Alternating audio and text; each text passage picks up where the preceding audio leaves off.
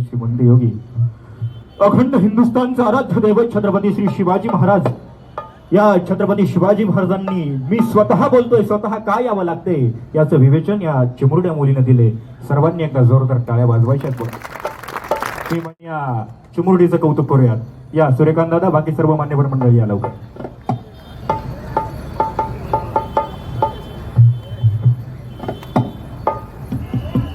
घोषणा देऊयात महाराजांची. हस्त कदम हस्त कदम महाराज